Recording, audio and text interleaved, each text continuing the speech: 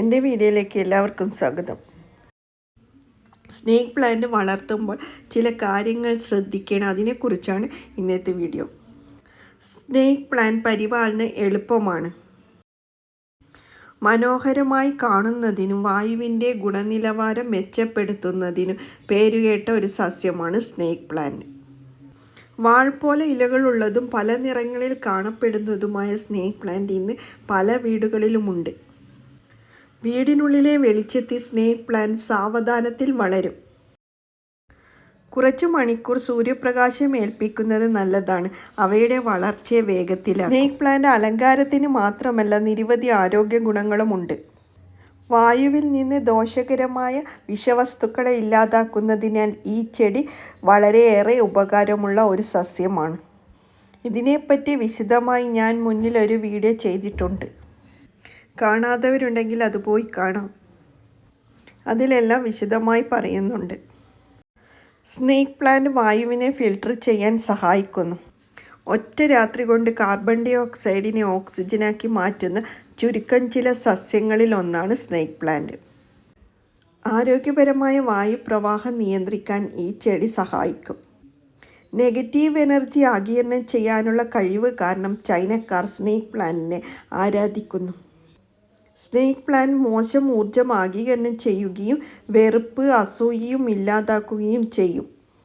Snake plant വീടിനെ സംരക്ഷിക്കുകയും പണം, പോസിറ്റിവിറ്റി, ഭാഗ്യം എന്നിവ ആകർഷിക്കുകയും ചെയ്യും. അതിനാൽ ഇവയെ ശരിയായ സ്ഥലത്ത് വളർത്തേണ്ടതാണ്.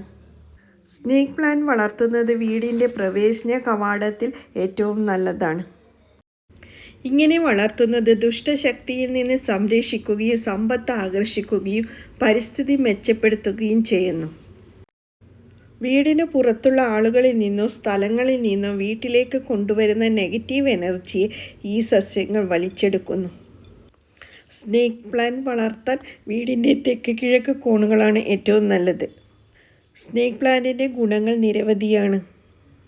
ചർമ്മത്തിലെ മുറിവുകളും പൊള്ളലുകളും സുഖപ്പെടുത്താൻ ഇതിന് കഴിയും. സ്നേക്ക് പ്ലാന്റ് വളർത്തുമ്പോൾ ചെയ്യാൻ പാടില്ലാത്ത ചില തെറ്റുകളുണ്ട്. ഈ തെറ്റുകൾ ഒഴിവാക്കുന്നത് ഭാഗ്യം തടയാനും സസ്യങ്ങളുടെ വളർച്ച വർദ്ധിപ്പിക്കാനും അവയെ ആരോഗ്യപരമായി നിലനിർത്താനും സഹായിക്കും. വടക്ക് കിഴക്ക് ദിശകളിൽ സ്നേക്ക് പ്ലാന്റ് വയ്ക്കാതിരിക്കുന്നതാണ് നല്ലത്. വാസ്തുപ്രകാരം ഈ ദിശ പവിത്രമായി കാണുന്നു. ഇവിടെ വളർത്തുന്ന സ്നേക്ക് പ്ലാന്റ് പോസിറ്റീവ് എനർജിയുടെ ഒഴുക്കിനെ തടസ്സപ്പെടുത്തുന്നു. കിടപ്പുമുറിയിൽ സ്നേക്ക് പ്ലാന്റ് വയ്ക്കുന്നത് അത്ര നല്ലതല്ല. ഈ ചെടിക്ക് രാത്രി ഊർജം ആഗിരണം ചെയ്യാനുള്ള കഴിവുണ്ട്. അതുകൊണ്ട് കിടപ്പുമുറിയിൽ വയ്ക്കുന്നത് അത്ര നല്ലതല്ല. സ്നേക്ക് പ്ലാന്റ് ഏത് ഇൻഡോർ താപനിലയിലും വളർത്താവുന്നതാണ്. ഇതിന് കുറഞ്ഞ വെളിച്ചവും നനവുമേ ആവശ്യമുള്ളൂ. കുറഞ്ഞ പരിപാലനമേ ആവശ്യമുള്ളൂ. തെക്ക് കിഴക്ക് ദിശയിൽ സ്നേക്ക് പ്ലാന്റ് വളർത്തുന്നതാണ് ഏറ്റവും നല്ലത്. ബാത്റൂമിൽ സ്നേക്ക് പ്ലാന്റ് വെക്കുന്നത് അത്ര നല്ലതല്ല. ഇൻഡോർ പ്ലാന്റിൽ മിക്കവാറും എല്ലാ വീടുകളിലും നീളമുള്ള മഞ്ഞപ്പച്ച വരയുള്ള ഒരു സ്നേക്ക് പ്ലാന്റ് ചെടി കാണാറുണ്ട്.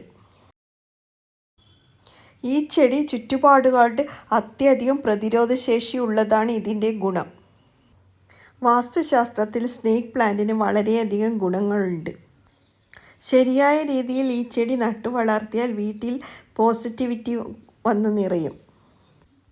വീടിൻ്റെ തെക്ക് കിഴക്കേ മൂലയിൽ ഒരു സ്നേക്ക് പ്ലാന്റ് വയ്ക്കുന്നത് ഐശ്വര്യവും സമ്പത്തും ആകർഷിക്കും. വാസ്തുപ്രകാരം വായു ശുദ്ധീകരിക്കാനും സമ്മർദ്ദം കുറയ്ക്കാനും ശരിയായി വളർത്തുമ്പോൾ ഭാഗ്യം കൊണ്ടുവരാനുമുള്ള കഴിവ് ഈ ചെടിക്കുണ്ട്. ശരിയായ ദിശയിൽ വളർത്തിയാൽ ഇത് വീടുകളിൽ സമ്പത്തും സമൃദ്ധിയും കൊണ്ടുവരും. ഈ ചെടി വളർത്തുമ്പോൾ ശ്രദ്ധിക്കുക, അലങ്കോലമായി കിടക്കുന്നിടത്ത് വയ്ക്കരുത്. ഇത് വാസ്തുഗുണങ്ങളെ തടസ്സപ്പെടുത്തും. വീടുകളിൽ ഐശ്വര്യം വർദ്ധിപ്പിക്കുവാൻ ഒരു സ്നേക്ക് പ്ലാന്റ് ചെടി വളർത്തുന്നത് ഏറ്റവും നല്ലതാണ്. സ്നേക്ക് പ്ലാന്റുകൾക്ക് സമീപസ്ഥലത്തെ ഊർജങ്ങളെ സന്തുലിതമാക്കാനുള്ള കഴിവുണ്ട്. അതുകൊണ്ട് ശരിയായ സ്ഥലങ്ങളിൽ സ്നേക്ക് പ്ലാന്റ് വളർത്തിയെടുക്കുന്നത് നല്ലതാണ്. അപ്പോൾ ഇന്നത്തെ വീഡിയോ ഇത്രയുള്ള. എല്ലാവർക്കും നമസ്കാരം.